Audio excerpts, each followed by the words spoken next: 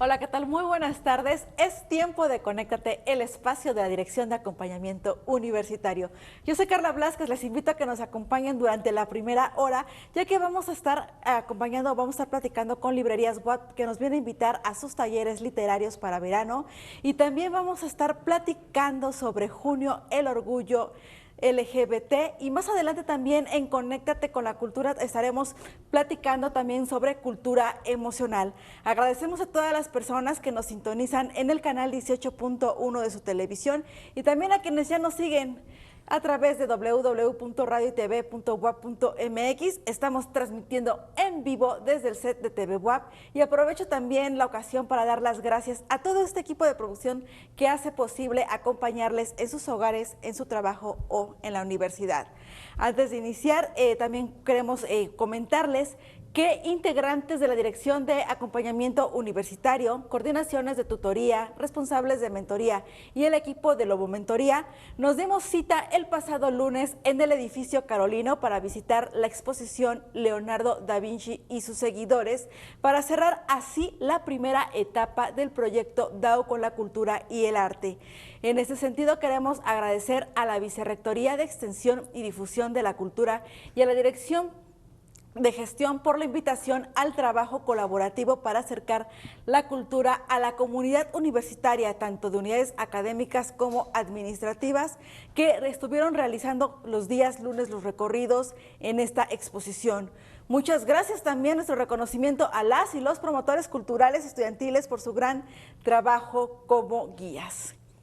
Y bueno, antes que pasar a otro tema, quiero recordarles que la Dirección de Acompañamiento Universitario tiene a su disposición su página www.dau.wap.mx y también nos pueden encontrar en redes sociales. Estamos en Facebook como Dirección de Acompañamiento Universitario y también en TikTok e Instagram como @dau_wap.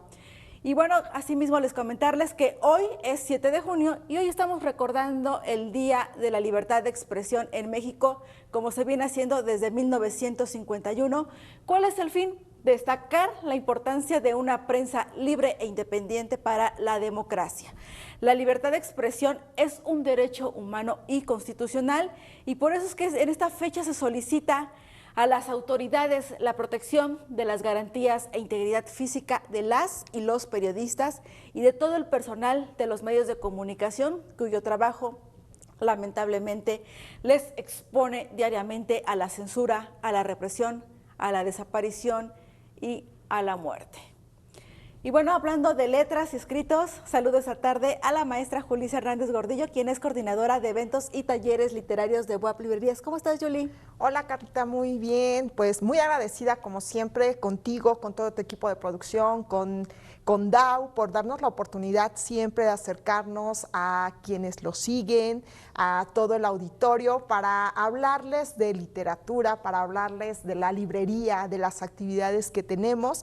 Y en esta ocasión, con mucho gusto y mucho entusiasmo, vengo a platicarles sobre nuestros talleres literarios que están próximos a arrancar. De hecho, ya son la próxima semana, el martes de la próxima semana, estaremos iniciando con nuestros talleres de verano. Ya sabes, Carlita, recordando, nuestros talleres se conforman por 10 sesiones. Cada sesión tiene una duración de 2 horas. Y tenemos una variedad de talleres literarios para todos los gustos. Sí quiero destacar el que nuestros talleres son para personas de los 15 años en lo adelante. Okay. El Complejo Cultural tiene otra oferta de talleres para los chiquitines, porque pues ya se acerca el verano, ya vienen las vacaciones, pero en esta ocasión Librería nos enfocamos en los chicos de 15 a lo adelante.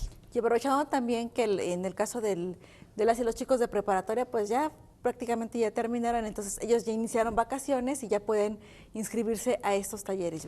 Así es, Carlita, y vamos a tener, como siempre, talleres tanto en horario matutino como en horario vespertino. Si me permites, te voy a contar acerca de estos talleres que vamos a tener. El martes por la tarde, en un horario de 6 a 8, vamos a tener un taller que se llama Historias Compartidas. En este taller lo que se propicia es que la mujer pues se vuelva, pues digámoslo, vea en la literatura, en la escritura más bien, una vía de expresión, como tú acabas de mencionar en este día hoy, que es que es importante conmemorar, ¿no? O sea, lo que decías, la libertad de expresión. Así pues es. este espacio para las mujeres, guiados por Gisela Pérez y Pérez, que es una experta en lo que es la motivación hacia la mujer, la motivación, y más que la motivación, el encauzar las emociones que llegamos a tener, nosotras las mujeres y en general, ¿no? Las emociones que se tienen. Y pues en este taller van a estar trabajando lo que son historias compartidas, es decir, las vivencias de las mujeres. Por la tarde, los martes, por los miércoles por la mañana, tenemos un taller muy especial porque es un taller que se basa en la obra y en toda la trayectoria de Isabel Allende, escritora chilena, y que digamos, así de paso y como comercial, se estrenó más bien el día de ayer. Tenemos ya como novedad en Boab Librerías el más reciente libro de esta escritora chilena. Entonces, pues también que aprovechen para visitar la librería y se encontrarán con este libro de novedad. Y pues obviamente en el taller de Amor y Pasión están hechas las letras. Estamos dedicados a hablar acerca de, pues, de la trayectoria de esta escritora importante. Por la tarde, el día miércoles, vamos a tener un taller de la maestra Damiana Leiva, que es una tallerista ya de casa, consideramos de casa. Se llama Iniciación al Cuento, es decir, apenas va a dar la introducción de este género literario para que pues, los asistentes que, digamos, tienen esa curiosidad de, en primer lugar, de identificar el género de otros géneros literarios, pues que se adentren en este taller, que van a estar muy bien guiados. Y ahí empieza el ejercicio más interesante, Yuli, porque ahí es desarrollar la creatividad y a identificar también pues el tema del que quieren expresar. Así es, nuestros talleres destacan por esa parte, por lo que es la apreciación de la literatura que detone lo que es la escritura, ese escritor que todos llevamos dentro. Bien decían por ahí, ¿no? De escritor todos tenemos un poco, y en nuestros talleres ese es nuestro objetivo, el que pues aprendamos, el que mejoremos, el que vayamos puliendo lo que tenemos en mente y que no sabemos de repente cómo expresarlo. Pues a través de las letras en nuestros talleres literarios es que van a estar guiados con nuestros talleristas para poder llevar a cabo quedarse con ese producto de decir, pues yo tenía la intención de crear un cuento o una novela, que es el taller del jueves del doctor Benjamín Sandoval, que también es un tallerista de casa, que va a estar trabajando laboratorio de novela y escrituras autobiográficas. Tenemos otro taller que se llama escritura creativa, y finalmente el viernes por la mañana tenemos a José Luis Prado impartiendo el taller de El cuento, un mecanismo narrativo. Y cerramos el viernes en la tarde con el maestro Paul Aguilar con el laboratorio de narrativa basado en la autoficción. Wow, Yuli, pues está muy amplio este abanico, pero a mí me llama también la atención el de la autobiografía. Dije, si primero el de iniciación del cuento es desarrollar, el describirse, Yoli, también es muy complicado. O sea, puedes describir a otras personas, pero cuando te preguntan que tú te describas o que tú escribas una autobiografía en esos ejercicios escolares que luego te dejan, también es muy complicado, y luego recurres, oye, pues ¿cómo soy o qué he hecho, no? Como que también va a estar pues muy interesante también lograr hacer ese objetivo. ¿Qué costos tienen estos talleres, Yuli? Nuestros talleres tienen un costo de 1,500 pesos. Las inscripciones las realizamos en la librería del Complejo Cultural Universitario. Entonces, los esperamos. Nuestro precio no incluye materiales, eso es importante mencionarlo. Porque pues poco a poco, conforme van avanzando en el taller, nuestros talleristas es que les van compartiendo la información o el material que se llegara a requerir. Entonces, los esperamos para que se inscriban. Si quieren más información, con todo gusto, los esperamos aquí en la librería del complejo, o bien a través de nuestras redes sociales. Nos encuentran en Facebook, en TikTok y también en Instagram como @boablibrerías. ¿Qué días y en qué horarios pueden acudir a registrarse? Ya nos dijiste que es aquí en CCU. ¿En qué día? De lunes, los esperamos de lunes a sábado, de 10 de la mañana a 5 de la tarde. Yuli, pues, ¿algo más que quieras agregar? Pues recordarles que nos visiten tanto en la librería del Complejo Cultural como en la librería del Centro, que está ubicada en Avenida Reforma 531.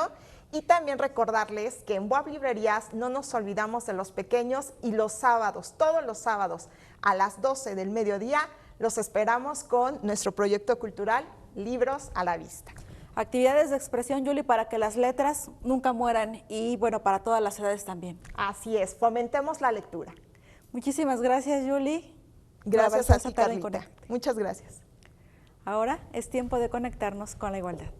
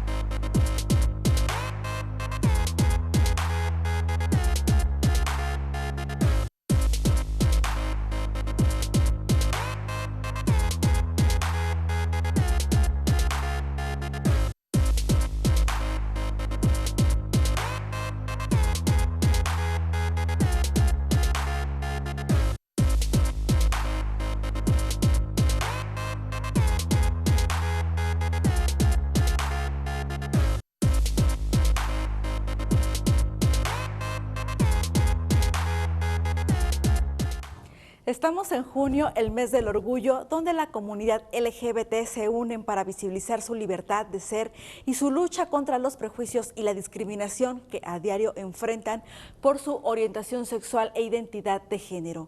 LGBT es el acrónimo de lesbiana, gay, bisexual y transgénero. El término se extiende a LGBTQ o incluso LGBTTQIA para incluir grupos queer, intersexuales y asexuales. Esta tarde saludo al maestro Abel Lozano Hernández, antropólogo social, persona orientadora de unidad de género de la Facultad de Filosofía y Letras, consejero ciudadano de Derechos e Igualdad entre Géneros de la ciudad de Puebla e integrante del Observatorio Universitario para la Atención a la Violencia de Género en la UAP. ¿Qué tal, Abel? Muy buenas tardes. ¿Qué tal, Carla? Muy bien. Muchas gracias por la invitación. Aquí estamos contigo. Un gusto con tu auditorio y contigo. Muchísimas gracias, Abel. Oye, Abel, platícanos en sí cuál es la esencia de este mes del orgullo, porque es importante tenerlo presente. Bueno, recordarle a tu auditorio, Carla, que justamente la idea de conmemorar esta fecha surge por una serie de discriminaciones, una serie de problemas, de negarles, digamos, la identidad, la existencia, la visibilidad y desde luego con ello, pues, el acceso a derechos. Entonces es muy importante, inicia ya, digamos, desde el 17 de mayo, ¿no? Con toda, digamos, el reconocimiento y con sacar, digamos,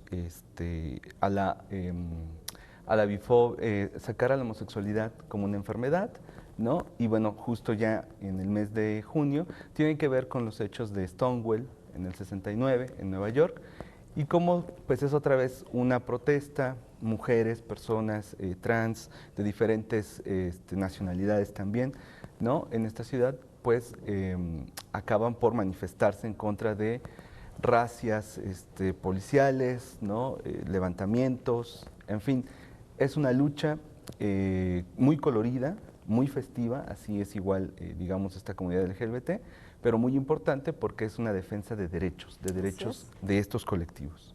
Así son derechos que ya lo comentaba Abel, que se han estado negando y que recientemente sacó INEGI su encuesta nacional de discriminación y estábamos viendo que todavía prevalecen estas ideologías discriminatorias contra la comunidad LGBT. ¿Cómo podemos visualizar o cómo podría ser el panorama actual, Abel, sobre las personas de la comunidad LGBT más? Pues sinceramente, Carla, es un panorama complejo, difícil aún, ¿no? Efectivamente, yo mencionaría dos estudios. Uno es precisamente el que tú mencionas, ENADIS 2017, ahora ENADIS 22, y bueno, en cada una de estas se posiciona a Puebla, la entidad de Puebla, como número 1 y número 2 en discriminación a nivel nacional. Es digamos, es un dato muy fuerte, es una situación problemática, porque igual dentro de las personas que siguen siendo más discriminadas, pues precisamente está la comunidad LGBT, ¿no? Así es. Entonces, bueno, sí es un panorama muy difícil. Por otro lado, también son muy recientes los estudios, los diagnósticos que han estado saliendo, el Observatorio de Violencia Social y de Género de la Universidad Iberoamericana también ha sacado justamente en el mes de mayo para acá, muy reciente, y bueno, nos pinta un panorama complejo, difícil, ¿no? Justamente de acceso a trabajo, acceso a justicia, acceso a derechos como salud, y bueno, desde luego el reconocimiento que estas personas deben de tener. Entonces sí, efectivamente, digamos, quisiéramos dar mejores noticias, ¿no? Desde luego que el panorama ha cambiado, ha mejorado, evidentemente se han dado pasos importantes, pero aún seguimos, digamos, teniendo rezagos. Lo quiero plantear de la siguiente manera, Carla. Hay que reconocer a los sujetos, hay que lograr que la lucha de estas mismas personas se concrete en derechos, pero el gran problema que seguimos teniendo es que el tercer momento, digamos, en el ejercicio del derecho, ahí es donde sigue estando el problema. No se alcanza todavía de manera satisfactoria a ejercer esos derechos. Y creo que ahí, pues justamente las respuestas son socioculturales, ¿no? ¿Por qué no? Pues porque se sigue pensando, discriminando, siguen nuestros, digamos, credos religiosos, nuestras creencias personales, nuestros posicionamientos personales, siguen estando ahí y bueno, desde luego eso impacta precisamente en esta población y en otras más, ¿no? Pero digo, de los más discriminados justamente sigue siendo población LGBT en estas encuestas. Ideologías heteronormativas, Abel, que siguen prevaleciendo muy por encima de las leyes, porque hay tratados internacionales, nacionales, locales, estatales, que protegen precisamente los derechos de la comunidad LGBT y aún así se siguen viendo estos actos. Y bueno, pues la ENADIS 2023 fue la clara respuesta de cómo todavía prevalece. Así es, te digo, son muy frecuentes, estamos todavía en el estudio, estamos tratando, ¿no?, de seguir y de profundizar, más los trabajos que nosotros traemos, desde luego, pero efectivamente se sigue discriminando principalmente a estas poblaciones y sigue siendo el factor de apariencia. La apariencia, la imagen, entonces nos lleva a replantearnos estereotipos, imágenes, creencias que impactan justamente en mayor discriminación, ¿no? También quisiera ser enfático, enfatizar, ser muy cuidadoso en cómo se plantea de repente, ¿no? Se habla mucho de esto y entonces incrementa la misoginia, incrementa la homofobia. Creo que no, creo que justo se tiene que seguir hablando de esto, aprovechar estos espacios justamente con ustedes que siempre han estado cercanos a estos temas y seguir hablando justo con la idea de concientizar y de ir cambiando esos patrones socioculturales que siguen reflejándose pues en estos datos. Yo insisto, es muy delicado que Puebla en estas dos encuestas siga apareciendo como primero y segundo lugar y que además en este otro estudio, diagnóstico que hizo esta universidad, justo igual a través de derechos humanos, pues sigan teniendo, digamos, datos alarmantes, preocupantes. Abel, yéndonos a un plano más local, específicamente a nivel institucional, Sí. ¿Cuál sería el punto de atención por parte de nuestra universidad a favor de la comunidad LGBT? Bueno, creo que das en el clavo. Justamente, digamos, se ha apostado por nuevos proyectos, nuevas culturas universitarias, me parece que eso es fenomenal. Se está llevando otra vez esta temática que se reformó en el 2021 para incluir a través de las leyes nacionales, ¿no?, de reformas a la educación superior, incorporar perspectiva de género, que no se pierdan los derechos humanos, que se considere la interculturalidad. Afortunadamente la institución igual está respondiendo, digamos, inclusive entre sus procesos legislativos, ¿no? Pero ¿dónde poner el foco? Bueno, eso va muy bien, pero otra vez volvemos como lo que te mencionaba hace un momento. En la práctica cuando se ejerce el derecho, cuando tenemos personas que están transitando, entonces cómo se les va a dar acompañamiento para su credencialización, cómo va a acabar, digamos, su título, la obtención del título. Recordemos, Carla, que justamente acá en Puebla pues tenemos en el 2021 la conformación y por fin se legisló y se aprobó la ley Agnes Torres. Así es. Precisamente Agnes Torres es una persona trans, una mujer trans, que desafortunadamente dentro de su carrera, su formación, pues la institución no le pudo dar, o digamos, este cambio, ¿no?, a su identidad. Y eso, pues, digamos, repercute, vuelve a vulnerar a estas personas, a estos grupos. Entonces hay que tener mucho cuidado en ese tipo de cosas. Conocer, identificar que sí hay personas de la diversidad, de la comunidad LGBT, por supuesto, y desde luego, digamos, dar acompañamiento. No perder de vista, Carla, que tener esta postura, y debemos de tener mucho cuidado, que la educación es un derecho humano y que se trastoca con muchos otros derechos. En ese caso, por ejemplo, está el de la identidad, que yo digo que es, pues, digamos, el básico, precisamente, para que puedan tener, precisamente, digamos, la identificación, el reconocimiento y, desde luego, mejorar sus condiciones laborales, ¿no? Es parte del panorama difícil que está ahí, ¿no?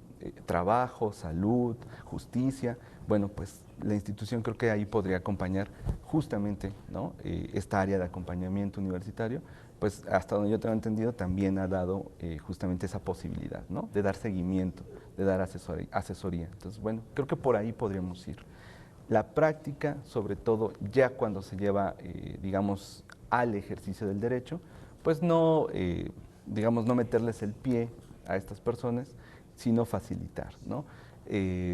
Administrativos, áreas académicas, digamos, en fin, que se pueda tener tanto la conciencia como la sensibilidad para poder trabajar con estas personas. A ver, desde tu punto de vista, nosotros como medios, ¿cómo podríamos contribuir a esta deconstrucción de cultura heteronormativa? Es muy difícil, Carla, pero das igual en el clavo. Mira, primero que nada, creo que sí tenemos que quedar en claro que esta heteronormatividad, como bien señalas, es un sistema, funciona como una cultura, no solo es un asunto de orientación sexual, ¿no?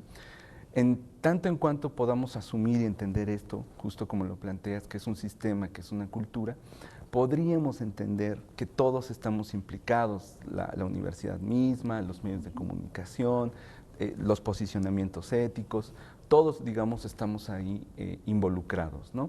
A través de estas se normaliza o se justifica quién sí, quién no puede tener acceso a derechos, y eso pues es igual muy preocupante. Yo creo, una vez más, Carla, pues yo creo que agradecer estos espacios, estos minutos que nos das, que nos da igual el equipo, DAO y demás, seguir difundiendo justamente cómo está la situación me parece muy importante.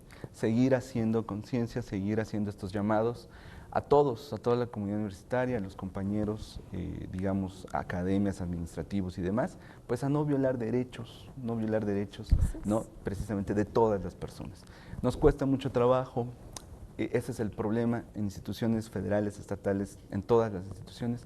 También hay una cultura, digamos, por usos y costumbres, una cultura institucional que nos cuesta mucho trabajo superar. Pero bueno, estamos en ese llamado precisamente para dejar este tipo de prácticas.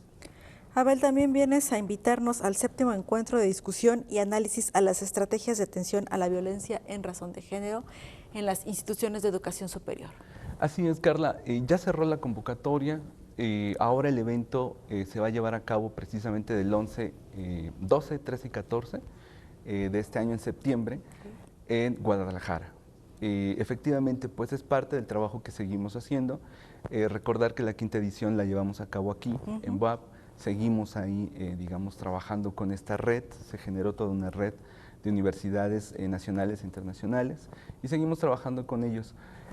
Pues es una invitación ahora a seguir el evento, digamos, va a estar transmitiéndose en Facebook, tiene su Facebook justamente el encuentro, y vamos a estar subiendo ahí todas las mesas de trabajo, va a haber talleres, esperamos justamente igual concretar una publicación, y bueno, pues es parte del trabajo de seguir tomando en serio justamente estos temas y seguir, digamos, haciendo igual la invitación a compañeras y a alumnos, alumnas universitarias que quieran trabajar estos temas, estas problemáticas, pues igual a que se acerquen, ¿no?, y que le den un vistazo, una propuesta justo para poder solucionar este tipo de situaciones. Así es, Abel. Y bueno, también ya nos comentabas que estas actividades se vienen realizando como parte, a propósito también del mes, hablar de la violencia de género, porque las personas de la comunidad LGBT son discriminadas por su orientación sexual, por su identidad de género, pues ahí está el punto clave también, el tema del género, ¿no? Sí, digamos, sobre todo en este mes, ya mes de junio, estamos hablando justamente de las identidades y de las personas, ¿no? Por eso es importante rescatar y promover lo que ha pasado y ya se aprobó con la ley Agnes Torres, pero tenemos muchos más temas igual, está el matrimonio entre personas del mismo sexo, concubinato entre personas del mismo sexo. No olvidar que, bueno, se llevó más de 5 años, tuvo que irse hasta la Suprema Corte de Justicia de la Nación y regresar para que se pudiera acatar. Otra vez, como te mencionaba, ya el ejercicio en la práctica es donde estamos, o donde se identifican, ¿no?, la mayoría de problemas. Y las identidades de género, las identidades pues siguen siendo diversas, porque somos sujetos diversos en todos lados. Y bueno, justamente, más que discriminar, sacarnos de onda, no entender, abogar y bueno, tratar de respetar, de tener un poco de empatía y justamente pensar que estamos tratando con otras personas, diferentes credos, diferentes posturas, diferentes estados, nacionalidades, en fin.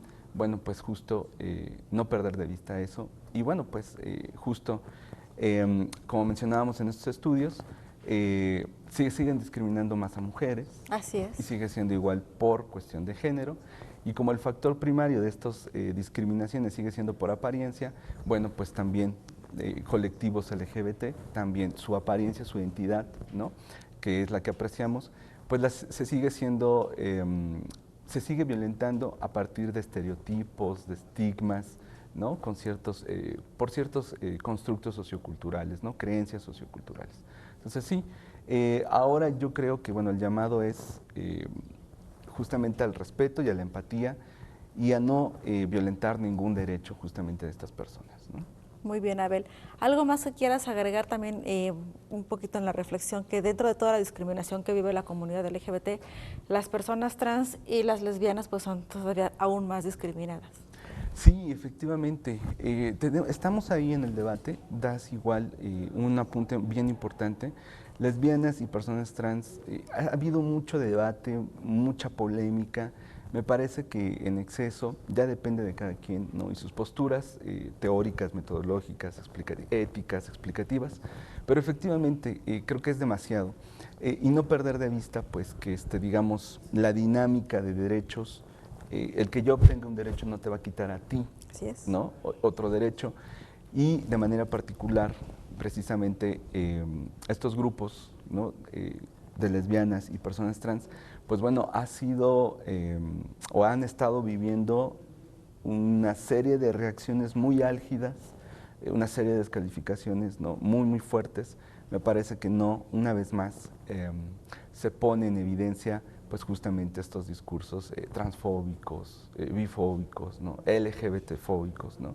Entonces, bueno, recordar que hay día municipal, hay día estatal, hay día internacional. Entonces, creo que es igual, otra vez, seguir insistiendo y seguir aprovechando estos espacios que nos brindan para llamar la atención y para invitarlos mejor a sumarse, ¿no?, a estas iniciativas. Así es. Ante todo, información, mucha información, respeto y tolerancia. Muchísimas gracias, Abel Lozano Hernández. Gracias, Carla. Gracias por seguir en Conéctate. Es tiempo de conectar con la cultura. Andrea Luna Aragón, José Emilio Figueroa Mendoza, ¿cómo les va? ¿Qué tal? Muy buenas tardes. Hola, Carla, buenas tardes. Pues estamos increíble, muy emocionados por estar el día de hoy en el programa. Hola, Carla, muchas gracias por recibirnos. Muchísimas gracias a ustedes, pues les cedo el micrófono. Muchas gracias. Sin duda alguna, la cultura emocional es un tema que debemos abordar más a fondo y el día de hoy contamos con la presencia de Emilio Figueroa, promotor cultural de la Facultad de Psicología. Hola, Emilio, platícanos acerca de esta nueva sección que estamos inaugurando, que es la cultura emocional, y cuál es la importancia de este tema. Hola, Luna. Bueno, el interés surge puesto que como soy estudiante de Psicología, me percaté de la poca o nula importancia que hay al respecto de la salud emocional en la sociedad y de lo importante que es en distintos rubros de nuestras vidas, puesto que las emociones influyen en cómo nos relacionamos con los demás, en los distintos ambientes en los que nos desenvolvemos, ¿no?, como por ejemplo el trabajo, la escuela o la familia, y pues también afectan a las personas que se encuentran en estos ambientes. Si tenemos una mala gestión emocional, podemos herirnos tanto a nosotros como a los que nos rodean, y es por ello que debemos de evitar esto. Definitivamente es un tema que necesita mucha visibilización. Y platícanos, ¿qué es esto de la diferencia? No, más bien, muchos no sabemos la diferencia entre las emociones y los sentimientos. ¿Nos podrías decir cuál es esto? Me parece que primero vamos a ver la cápsula que les preparé. Ok. Bueno, vamos a ver la cápsula que Emilio nos ha preparado.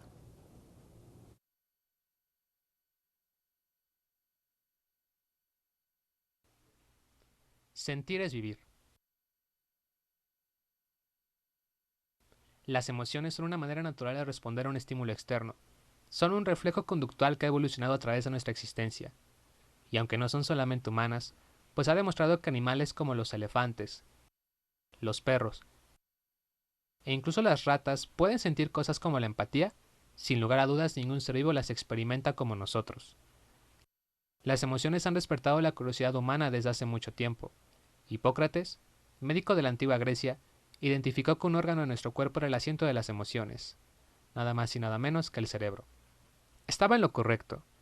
Miles de años después, estudios han demostrado la actividad cerebral que va acompañada con las emociones. Por ejemplo, cuando sentimos amor, el cerebro libera neurotransmisores que mejoran nuestro estado de ánimo, e incluso los niveles de adrenalina aumentan, lo que dilata los capilares de nuestras mejillas y nos hace sonrojar. En cuanto al enojo, el cerebro libera mayores cantidades de noradrenalina, una hormona que aumenta la presión arterial y el ritmo cardíaco. Asimismo, se disminuye la actividad en la corteza prefrontal, relacionada con el pensamiento lógico, el razonamiento y el control de impulsos. Es decir, somos incapaces de razonar, y la emoción limita la manera en la que podemos responder al estímulo que la causó. Las emociones muchas veces motivan una acción. ¿Cuántas veces no hemos hecho algo por sentirnos felices, enojados o tristes? Quizá nos arrepentimos después, pero en el momento parecía lo más viable, incluso si eso significaba hacernos pasar un mal rato o a otras personas. Por ello, es necesario tener un buen manejo de las emociones, para que podamos sentirlas sin dañarnos a nosotros mismos o a los demás. Crear conciencia al respecto de la inteligencia emocional será una ardua tarea en nuestro país, al menos al juzgar por las estadísticas. En México, aproximadamente 3.6 millones de adultos padecen depresión, cifra que aumentó considerablemente a causa de la pandemia. Estas personas recibieron un diagnóstico porque hubo un preámbulo antes. Quizá fueron a terapia o alguien cercano se percató que algo estaba mal y eso orilló a llevarles con un especialista. Pero, ¿qué pasa con todos aquellos que no pueden hablar al respecto de sus emociones? Para muchos, la mera idea de ir con un especialista de la salud mental es un foco rojo, o incluso un intento ridículo e inútil de evadir la realidad. Y estas cifras solo toman en cuenta a los adultos. ¿Qué pasa con los más jóvenes?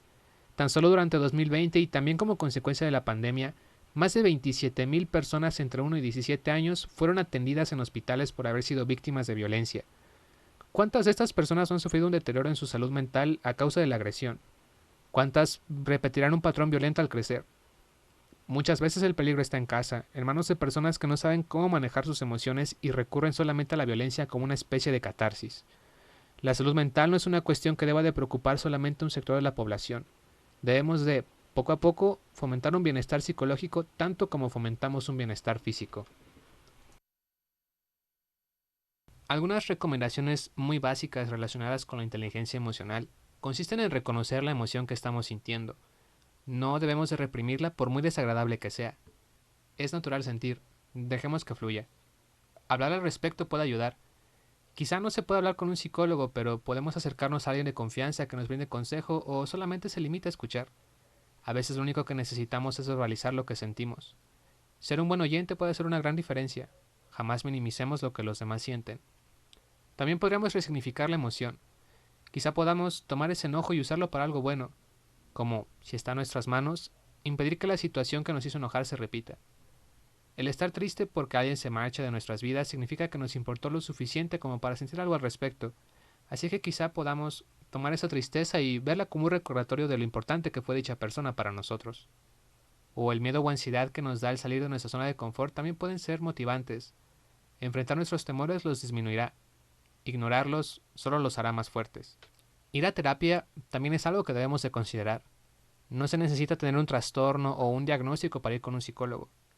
Si hay algo que no nos deja vivir de la mejor manera o nos incomoda, la opción más viable es hablar con un profesional. Por todos los estereotipos y prejuicios asociados a la terapia, quizá esta recomendación sea un poco incómoda. Y por supuesto que el primer paso es difícil, pero los que siguen serán más ligeros. Somos seres muy complejos, somos conjuntos de experiencias, somos las relaciones que entablamos con los demás, somos nuestro ambiente, nuestros gustos y disgustos. Las emociones son solo un componente de nosotros, por ello también es necesario saber que somos más que ellas. Para fortuna o desgracia, todo en la vida es pasajero. Los momentos felices quizá no duren para siempre, pero eso solo significa que, de igual manera, los momentos difíciles no siempre estarán ahí. A decir verdad, estamos algo lejos de una cultura emocional que nos permita desenvolvernos de la mejor manera. Pero cada uno de nosotros puede hacer algo que marque una diferencia, por pequeña que sea, como cambios en la manera en la que vemos la salud mental y las emociones, informarnos al respecto, acudir en la ayuda de nuestros amigos y familiares cuando lo necesiten, dejar de tener prejuicios respecto a la terapia o a cómo debemos de sentirnos basados en identidad de género, preferencias sexuales, religión o edad. El mundo es muy grande y hay espacio para todo. También hay espacio para las emociones, para hablar de ellas y para sentirlas.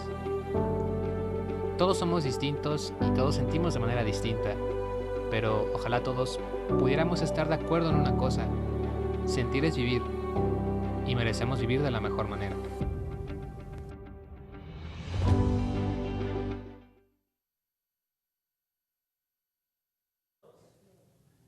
Muchas gracias, Emilio, por esta increíble cápsula.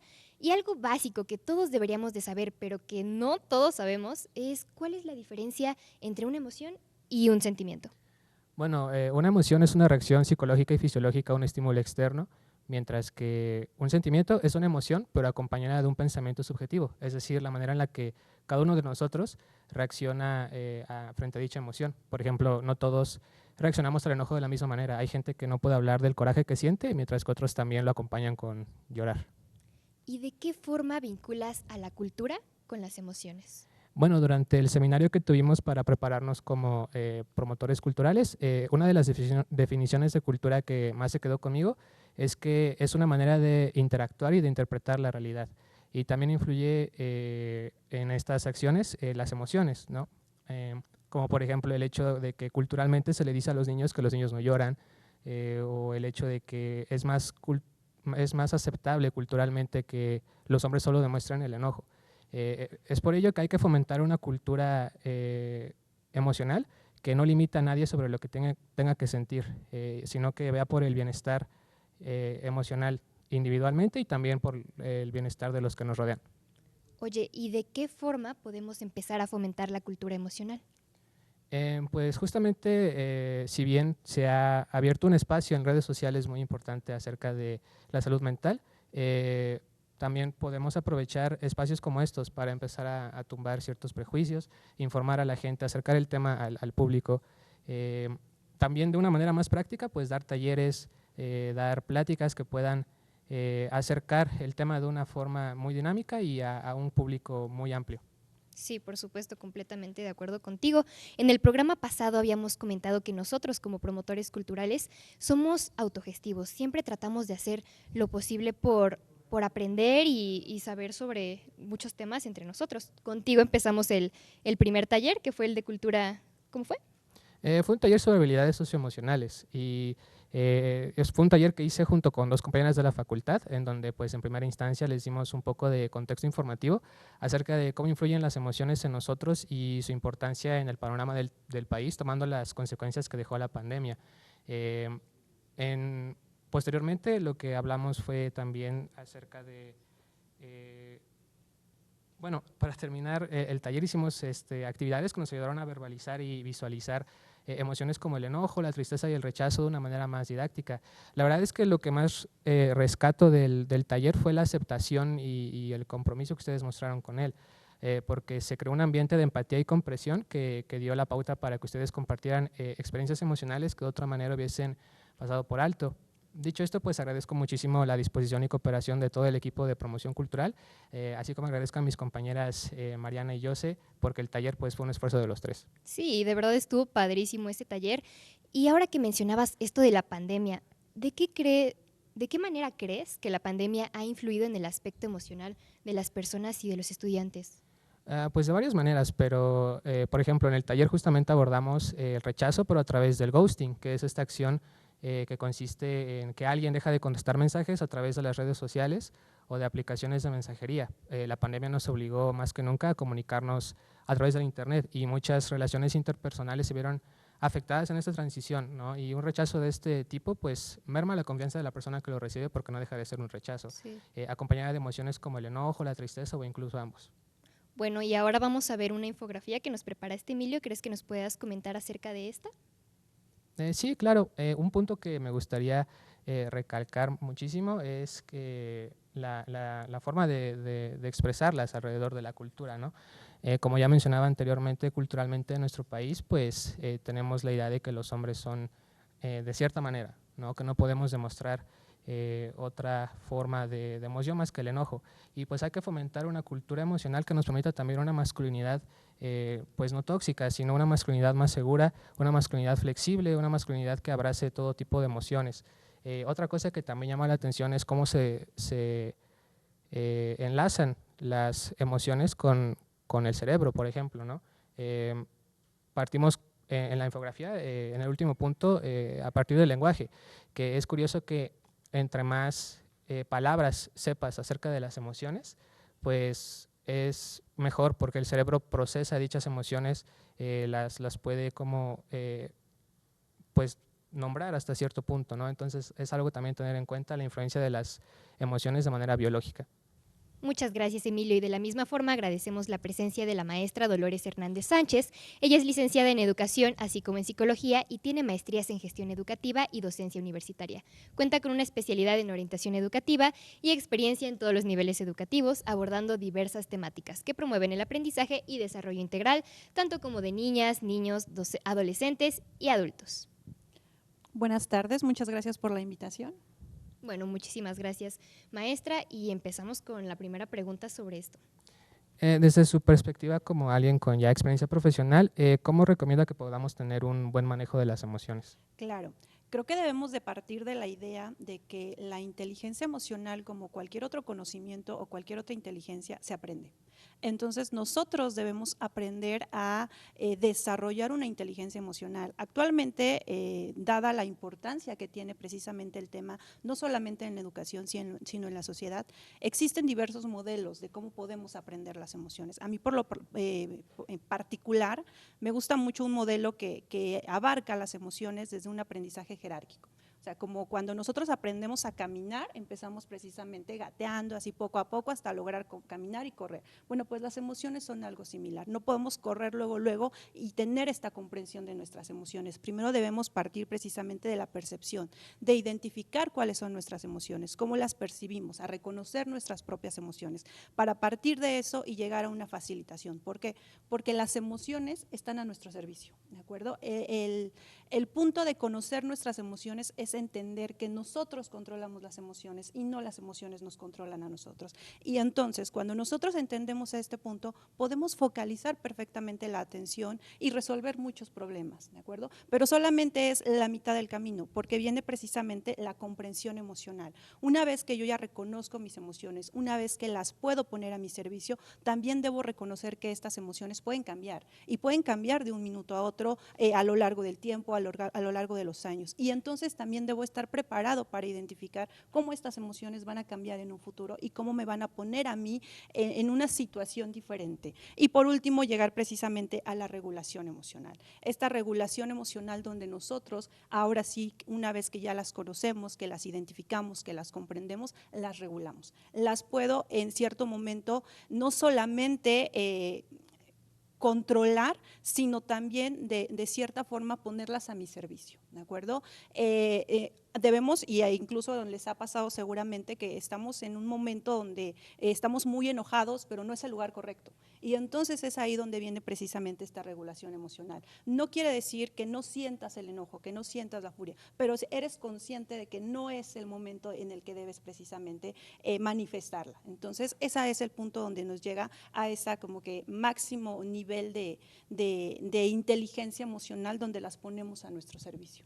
Y por supuesto, yo creo que también es muy importante esta parte de recurrir a los profesionales. Por ejemplo, usted como maestra, ¿cree que nos puede hablar un poco acerca de los estereotipos y prejuicios que se tienen por ir a terapia y de qué forma podría desmentirlos? Claro, debemos aprovechar el momento en el que estamos pasando porque la verdad, incluso lo digo en clase, la salud mental está de moda.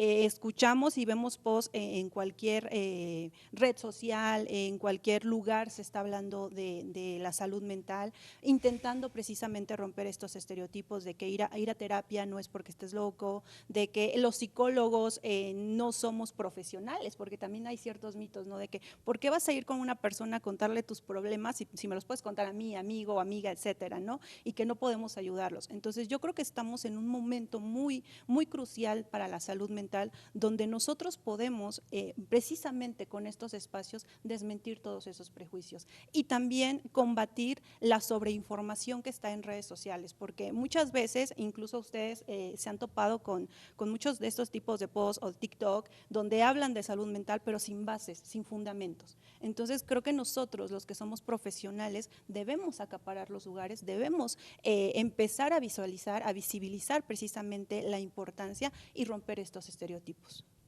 Y bueno, nosotros somos universitarios, así que solo vemos un lado de la moneda, ¿no? Pero usted como docente, ¿cómo ha visto que influye la inteligencia emocional en la vida de los universitarios? Claro, la inteligencia emocional, una de las bondades precisamente que tiene la inteligencia es que la puedes llevar a todos los contextos, ¿okay? Estamos muy centrados y los que trabajamos precisamente en el ámbito de la educación formal, en las escuelas, en las universidades, estamos trabajando precisamente para hacer estas modificaciones curriculares, estas adecuaciones para incluir la inteligencia emocional, pero lo hacemos no solamente con la idea de que esta inteligencia emocional impacte en el trayecto de los universitarios. ¿Por qué? Porque estas inteligencias son transferibles a todos los contextos. Entonces, no solamente es el hecho de que pueda ayudarlos en su trayecto de formación como profesionistas, sino también los puede ayudar en sus relaciones socioafectivas, en sus relaciones de pareja, en sus relaciones de familia, incluso como mencionabas hace un momento cuando iniciábamos el programa, de decir, bueno, porque a veces nosotros no podemos regular nuestras emociones en diferentes contextos. Entonces, si nosotros podemos desarrollar una inteligencia emocional, pues prácticamente podría ayudarnos en todos los ámbitos de nuestra vida. Completamente de acuerdo. ¿Y cómo podemos generar como comunidad universitaria acciones o actividades que promuevan la inteligencia emocional de todos aquellos que la conforman? Claro.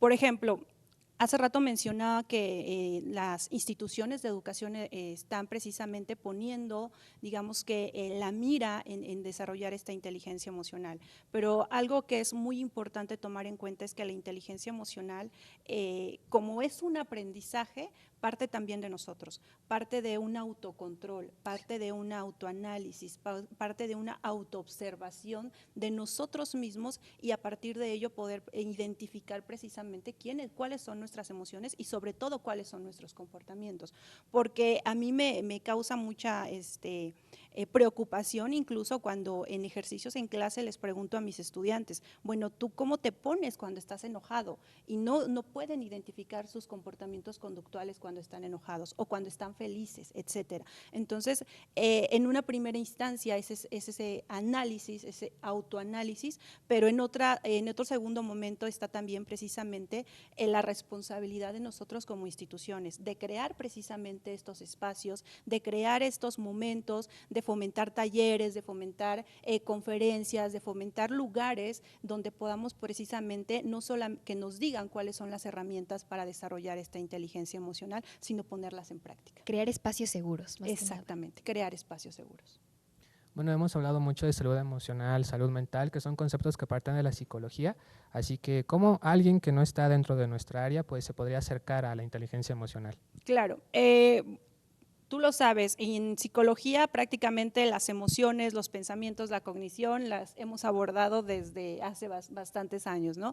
Pero precisamente lo que mencionaba hace rato, creo que debemos aprovechar el momento crucial en el que estamos, en donde se visibilizó la necesidad que realmente tenemos, no solamente los psicólogos, sino toda la población en general, de ponerse en contacto con sus emociones. Entonces, yo creo que los que estamos en esta área desde la psicología, debemos aprovechar el momento para precisamente lograr permear en toda la sociedad. ¿Cómo puede impactar la inteligencia emocional en la búsqueda y consolidación laboral? Claro, fíjate que a eso es muy interesante porque hay muchas investigaciones que nos hablan que las personas que logran consolidarse laboralmente en X o Y puesto no son solamente por sus habilidades cognitivas, por la inteligencia en lo que al puesto refiere, sino también por las habilidades sociales que logran precisamente demostrar en estos lugares, ¿no? Entonces, ¿cómo se relaciona precisamente con los universitarios? Lo planteábamos hace rato. No solamente es su formación, sino también es una apuesta segura para el posible egreso, para cuando ellos precisamente estén ya en un mercado laboral, pongan a disposición esta regulación emocional para que de esta forma puedan consolidarse profesionalmente. Bueno, hemos hablado acerca de los universitarios, pero ¿qué pasa con la salud mental en los docentes? Es un área que todavía está un poquito, digamos, todavía nos deben. Las instituciones se volcaron y con justa razón en atender la salud emocional de nuestros estudiantes. Nos pidieron a nosotros como docentes que pusiéramos atención en esta salud emocional, en esta inteligencia emocional, que enseñáramos, que pudiéramos precisamente acompañarlos, pero no nos dijeron cómo. ¿De acuerdo? Entonces, mucho precisamente de estos aprendizajes dentro del aula se dan por moldeamiento. Y si nuestros docentes no tienen inteligencia emocional, entonces, ¿cómo la van a compartir, no? Y además, algo que también es muy importante, muy pocas veces se les preguntó a nuestros docentes, ¿cómo estás? ¿Cómo te sientes? Sí. ¿Qué tal tus niveles de estrés? ¿Qué tal tus niveles de ansiedad? ¿Qué tal ya llega el fin de semestre y entonces tienes que calificar muchos exámenes y tienes bastantes pendientes y entonces andas estresado, andas con muchas emociones a flor de pie y tienes que lidiar con tu profesión y también con tu vida personal, ¿no? Y entonces ahí es una tarea que todavía tenemos pendiente. Entonces no creo que solamente ya pusimos como que el primer paso para decir, bueno, vamos a hablar de la inteligencia emocional en nuestros estudiantes, pero también hay que voltear a ver a nuestros profesores y más adelante voltear a ver cómo podemos trabajar a toda la sociedad en general. ¿Cómo cree que se relaciona la inteligencia emocional y el desarrollo del bienestar social? Claro. Así brevemente. Brevemente, Sí. muchos de los problemas sociales que tenemos ahorita, inseguridad, violencia, se dan precisamente por no poder controlar y regular adecuadamente nuestras emociones. Entonces, si nosotros estamos preocupados y formamos a los futuros, digamos, personas que van a salir a la sociedad y los formamos en inteligencia emocional, creo que también estamos contribuyendo a generar una mejor sociedad. Muchísimas gracias, maestra. Hemos llegado al final del programa, no sin antes agradecer, por supuesto, nuevamente a la maestra Dolores Hernández por habernos compartido sus conocimientos y a Emilio por su excelente participación. A nombre de todos los promotores culturales que hacen posible la realización de todos estos proyectos, de verdad, muchas gracias. También a la maestra Lania, responsable del programa Promotor Cultural, a TV WAP, a Carla, muchísimas gracias, y a la Dirección de Acompañamiento Universitario. Les agradecemos su sintonía cada miércoles y no olvidar que con cultura creamos comunidad. Carla, regresamos contigo. Gracias, Andrea Luna Aragón, José Emilio Figueroa Mendoza y también muchísimas gracias, maestra Dolores Hernández Sánchez. Nos vamos, muchísimas gracias por acompañarnos en esta emisión. Gracias a todo el equipo de TV WAP. A nombre de la Dirección de Acompañamiento Universitario se despide de ustedes Carla Blázquez. Muy buen provecho, muy buenas tardes.